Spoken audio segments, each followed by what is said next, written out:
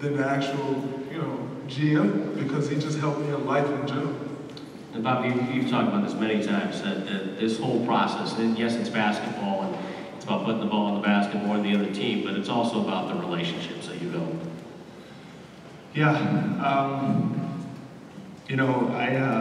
my wife, she's not here right now, and the job, any job, everybody that has a job is hard. Everybody's job, whatever job you have, it's hard. Whatever you're doing, it's tough. This job is hard. I could not do this job without my wife's support, without my kids. I don't like missing father-daughter camping trips. I don't like missing the things that matter the most. So to do that, I better care a lot about this and the people I work with.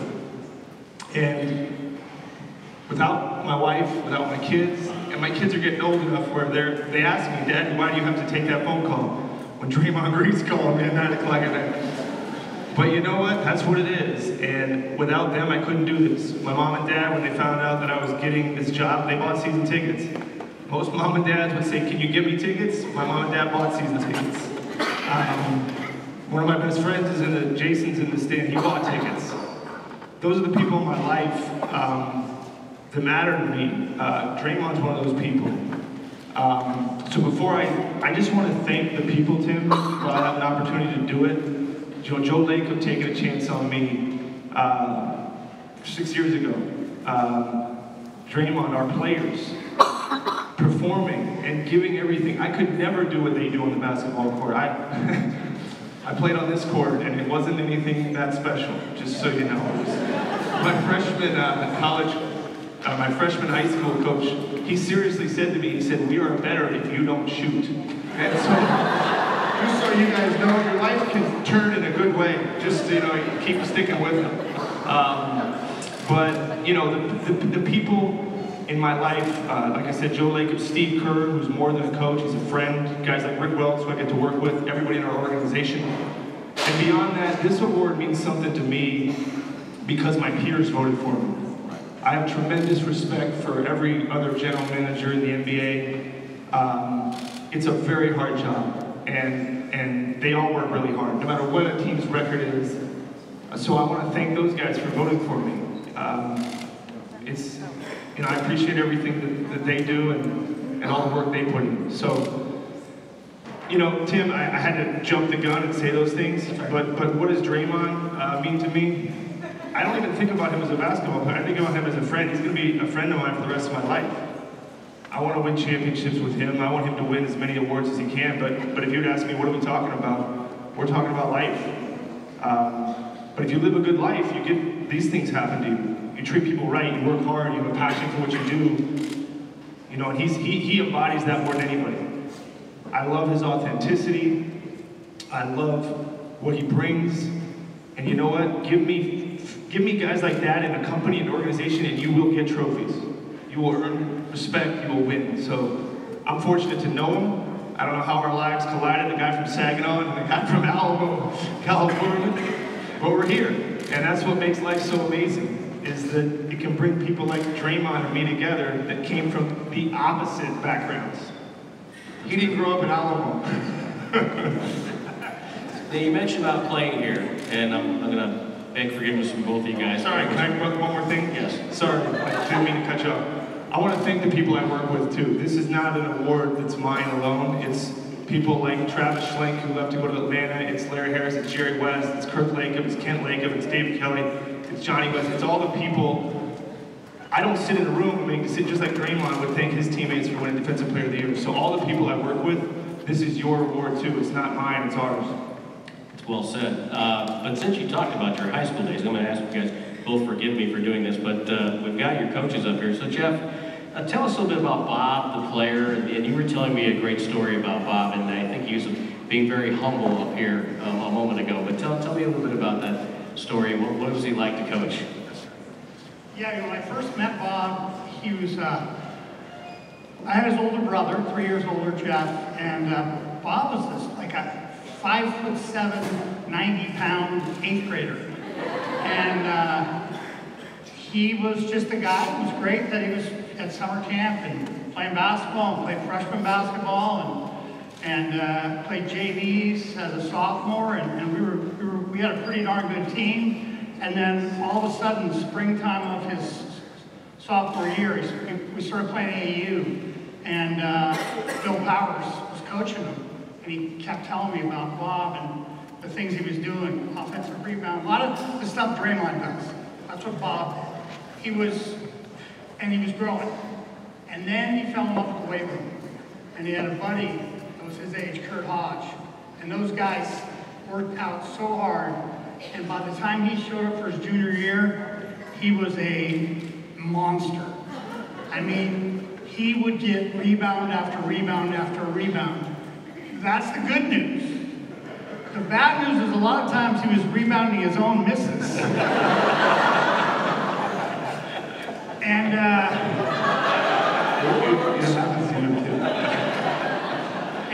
And his coach was very animated and disgust over these misses.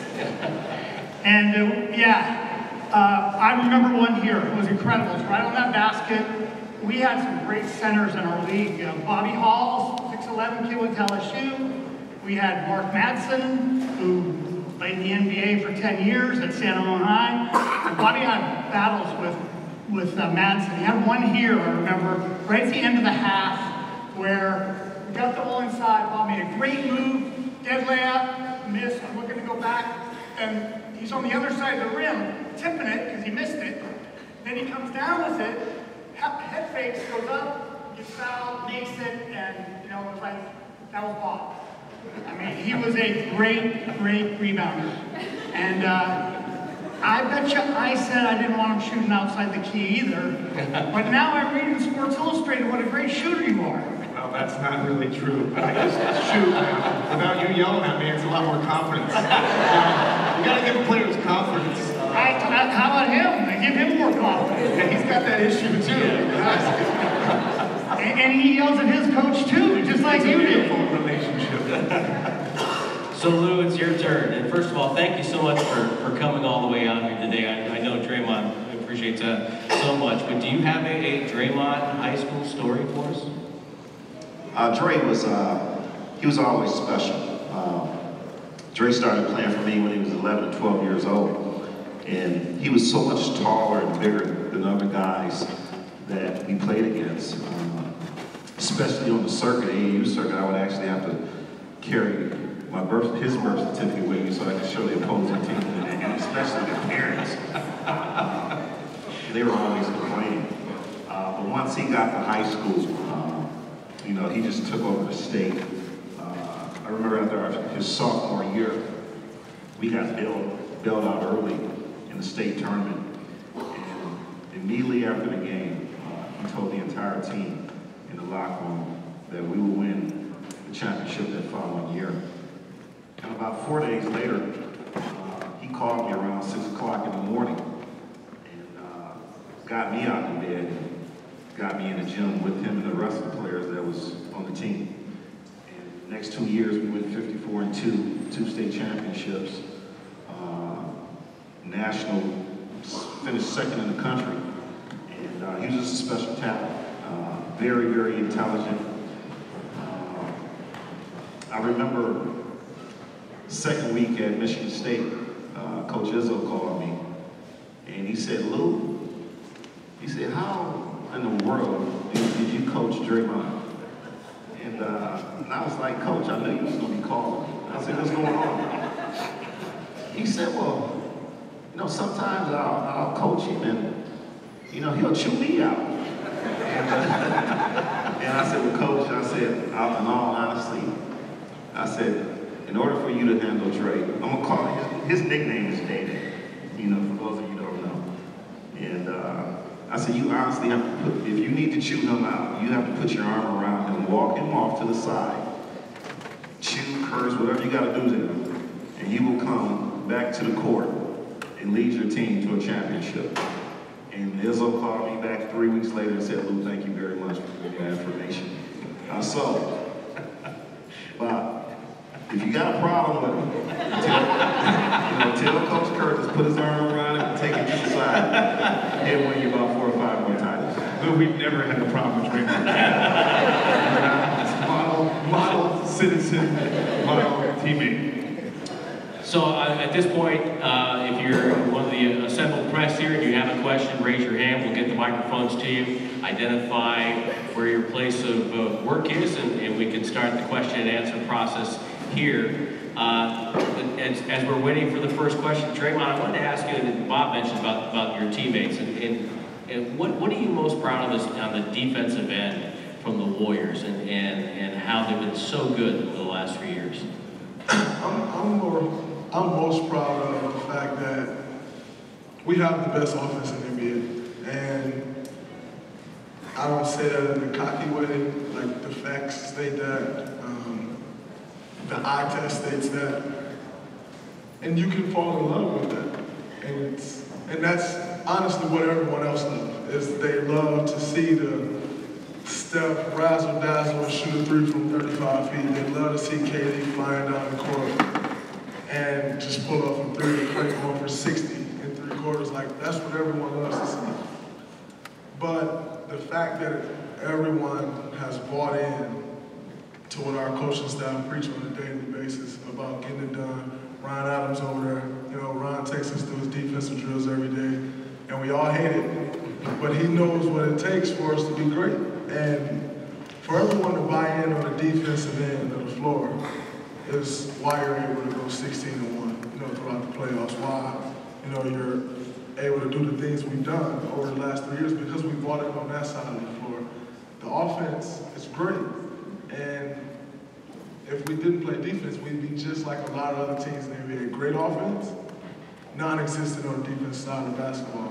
And so for everyone to buy in and understand that, and be on the string together, everybody working hard on that side of the ball, not taking plays off, holding each other accountable, I think that's the ingredients to a championship. And so if anything, I'm most proud of just guys not falling in love with the offense and understanding that if we want to win championships, we got to get it done on the defense side of the ball. We have a question from one of the members of the press. Hello, Janie McCauley from Associated Press. Draymond, as a kid and at age 11, we've heard from Jason Richardson over time. These guys take a lot of pride in where they grew up in Saginaw and getting, succeeding from there. Did Draymond have a chip on his shoulder as a young kid, and how much pride is there for you to see him do what he's done? Well, where we come from, what Dre shows every night in games is just passion. You have to be able to be tough, mentally tough and physically tough where we come from. We have a park in Saginaw, it's Vance Park, and for you to get selected or picked at a very young age to be able to play with the older guys, you got to show them guys that you can handle your own. Because you got to talk junk. I'm probably the biggest trash talker in here. Dre probably picked up some from me because when I was coaching him, I used to talk junk to the opposing coach. Because you have to be able to intimidate the opponent.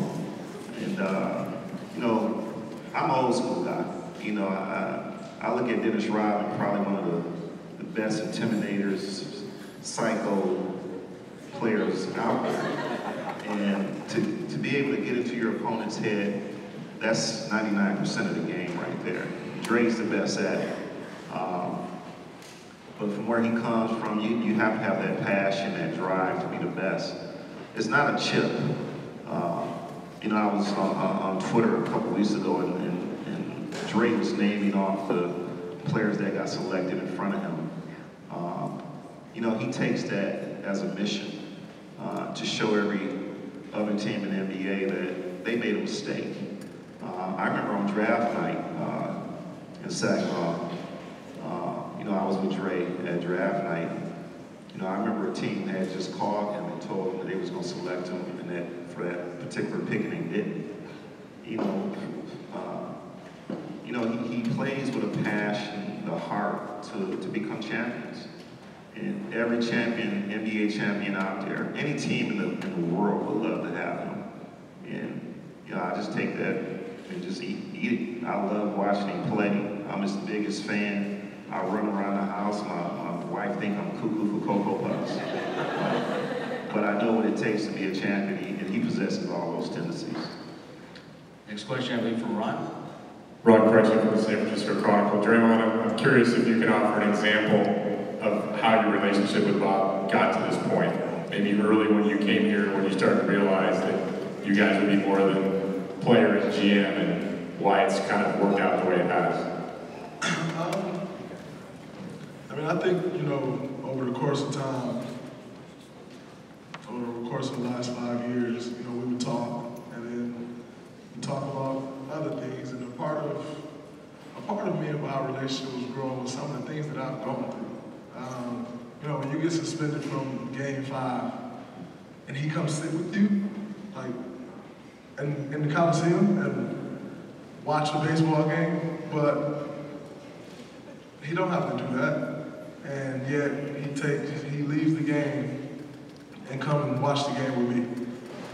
It's small things like that that gives you, you know, a love for someone, a respect for someone that can't be touched. And, you know, over the course of the years, we just gotten closer and closer from, you know, me being completely pissed off about something, and I'm like, Bob, I'm about to go nuts. And he's like, yeah, you can. And that's the thing, he'd never tell me, like, no, don't do that. He'd say, yeah, you can, but if I were you, I would do it this way. And I'm like, all right, like, that makes a little more sense than what I was gonna do. But it's never like, don't be you. Don't be who you are. It's never, hey Bob, like, the league just did this and I'm going nuts in the media right now. All right, well, you can do that, but if you just go say, maybe I should have been better, that'll bode over well with everyone. I'm like, but I don't want to do that. I want to go say whatever I want. But it's just, he has a way of always knowing what to say in any situation.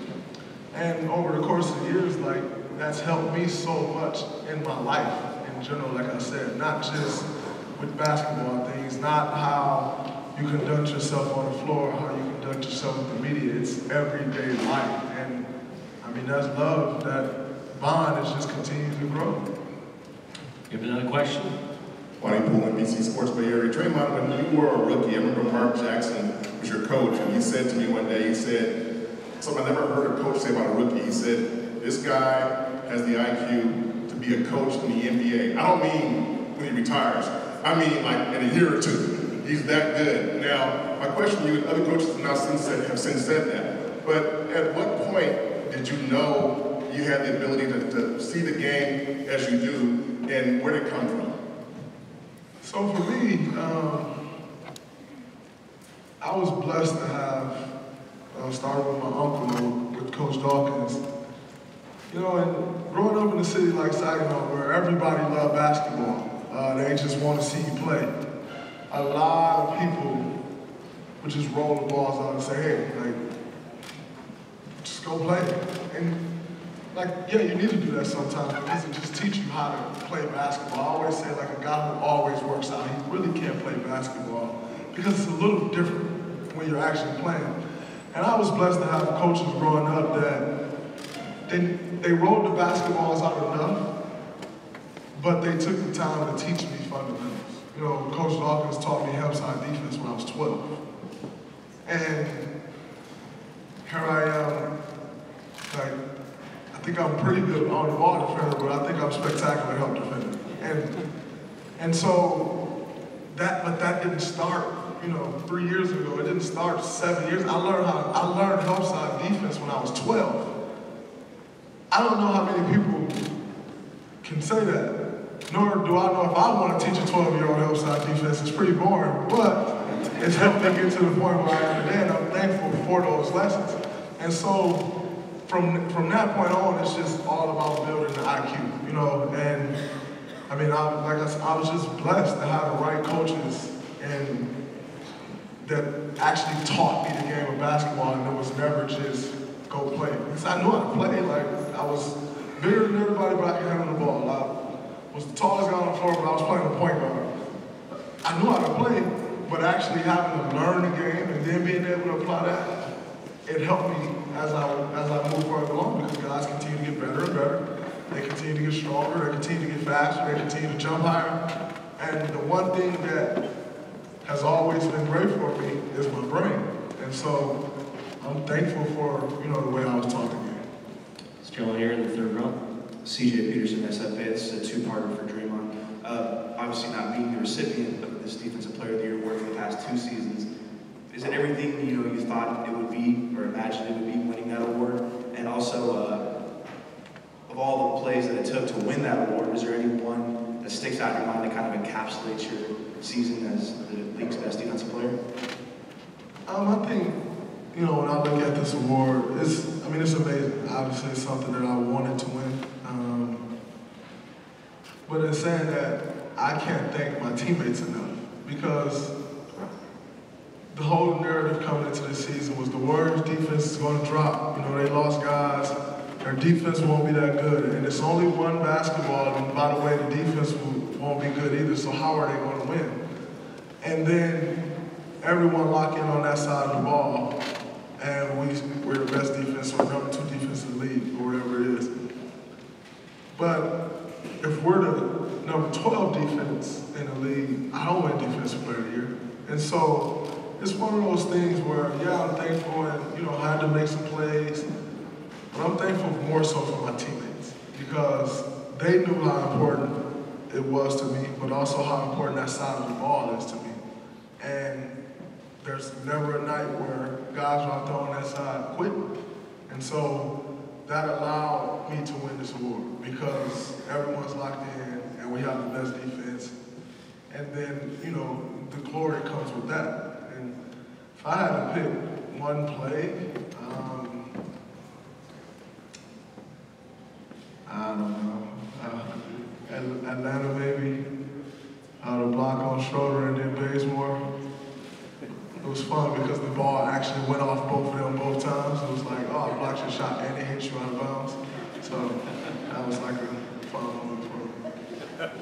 This gentleman over here. RC Davis, Warriors Radio, Warriors.com. Bob, early 90s, did you ever think Roman East Hall's running sprints on this court? As confident a guy as you are, and you always set goals, did you ever think you'd be here a 2-time champion, executive of the year? No way. When we would lose a summer league game, this guy would come back late at night, and we had this thing that you'd say, it was called slides till you die. And you'd slide along the baseline, and then you'd slide diagonal down there. And we would literally do defensive slides for an hour and a half on a Friday night at 10 o'clock. Good times. So, this is a serious story. This actually happened. You probably did stuff like that too, I imagine.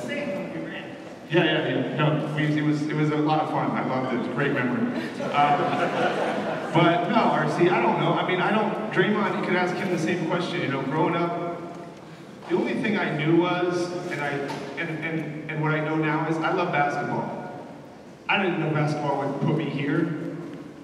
And to be honest, this didn't have to be where I ended up. The biggest tragedy in my life would be if somebody said, you can't watch or play basketball anymore. He's lucky. He gets to play in the best league and the best team in the NBA. I wasn't good enough to do that, but I just want to be around it. I want to be around people like Draymond, Steve Kerr, and Curry, Durant, and Clay, all our guys, Andre, the whole group. That was the only thing I knew. This stuff, this is why you do it, and you give back to the fans. But growing up here, going to this high school, I married a girl from Monte Vista, sort of my brother. I guess we don't travel too far away from our roots. But no, I didn't. But our motto up here, they took it down. It used to say, if you believe it, you can achieve it. I wish I could say I believed it, but you guys should do that though, by the way. But, set high goals. I just didn't do it, but it's possible. You can make things happen. Well, now we're thanking everybody for their questions. We're going to have a photo op up here with Draymond and Bob and the trophies. But I want to thank Jeff and I thank Lou for coming up here and sharing some stories with us. And let's give it up for the Executive of the Year.